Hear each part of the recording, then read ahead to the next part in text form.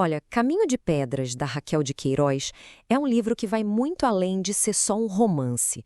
É um retrato, sabe, bem visceral daquele Brasil dos anos 30. A gente vai ver a história de um amor proibido, de uma mulher por um revolucionário que bate de frente com a realidade duríssima de um regime opressor. Então, bora entender como é que o desejo pessoal e a luta política se chocam nessa obra que é, sem dúvida, fundamental na nossa literatura. E o centro de tudo, o coração da história, é um conflito que é uma verdadeira bomba relógio. Pensa só, uma mulher dividida entre a segurança de um lado e a paixão do outro. E um revolucionário lutando por um ideal. E, para complicar, tudo isso acontece sob o olhar atento, vigilante de um Estado autoritário. É exatamente essa tensão, sabe, entre o amor e o perigo que vai dar o ritmo e mover a história toda.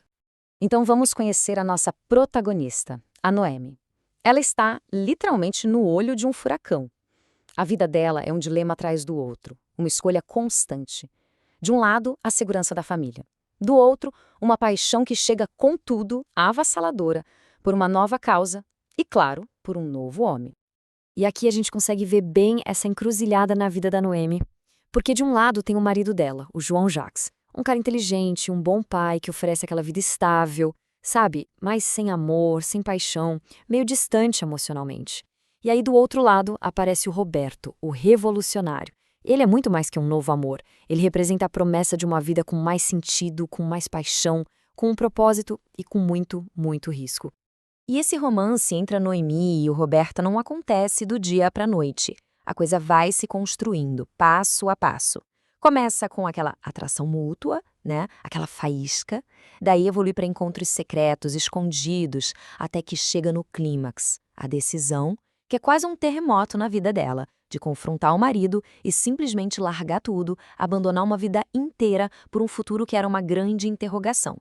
Só que é importante a gente entender, as escolhas da Noemi e do Roberto não aconteceram no vácuo, numa bolha.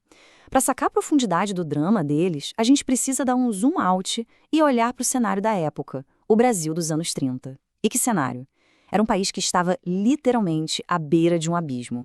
Então, a história toda se passa durante a Era Vargas, que foi uma década de, nossa, uma agitação política imensa.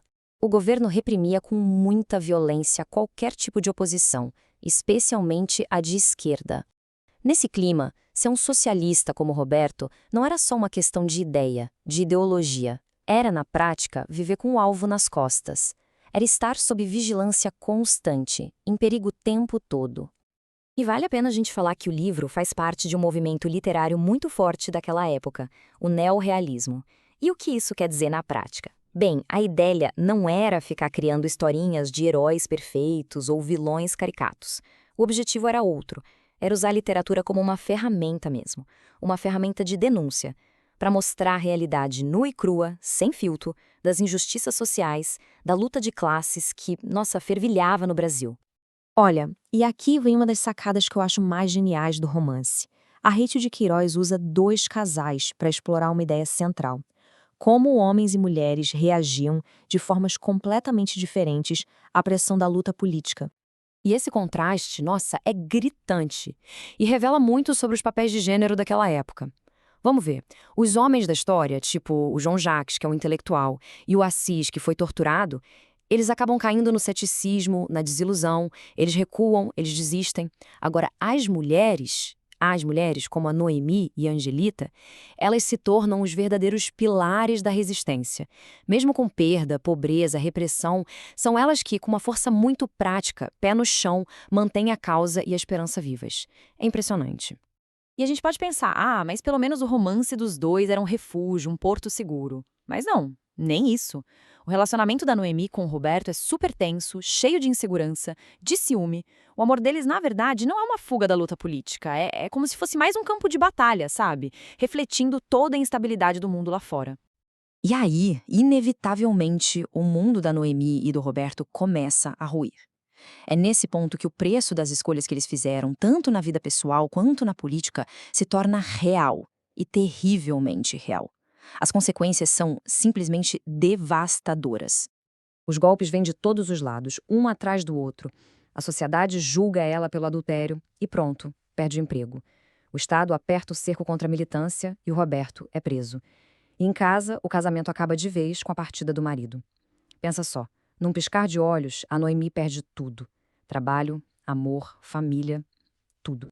Mas acredite, em meio a todo esse caos social, político, a maior tragédia de todas ainda estava por vir.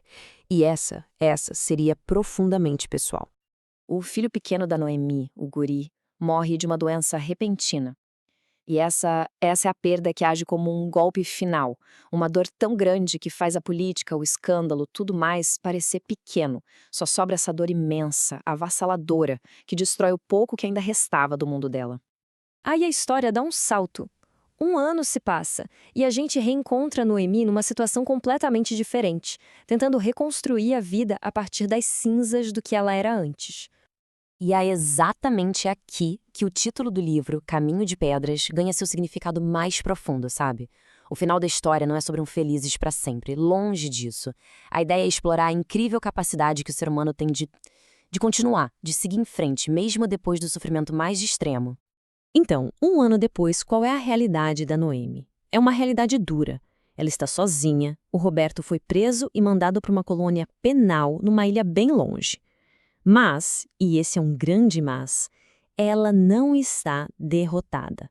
Grávida, trabalhando até a exaustão numa fábrica, ela sobrevive. E ela encontra apoio, encontra amparo na solidariedade de outras mulheres que também estão na luta. A imagem final do livro é muito poderosa. É a Noemi subindo uma ladeira exausta, mas ainda de pé. E essa é a grande metáfora que define tudo. O caminho de pedras é a vida dela.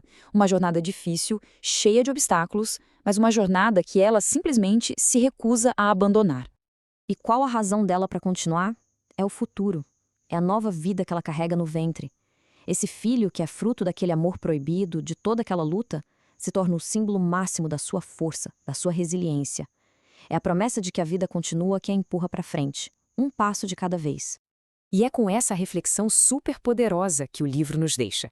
Não tem resposta fácil, não tem final de contos de fadas. O que ele faz é celebrar a força que a gente encontra na persistência, na esperança, na simples continuação da vida, mesmo quando o caminho à frente parece ser feito só de pedras.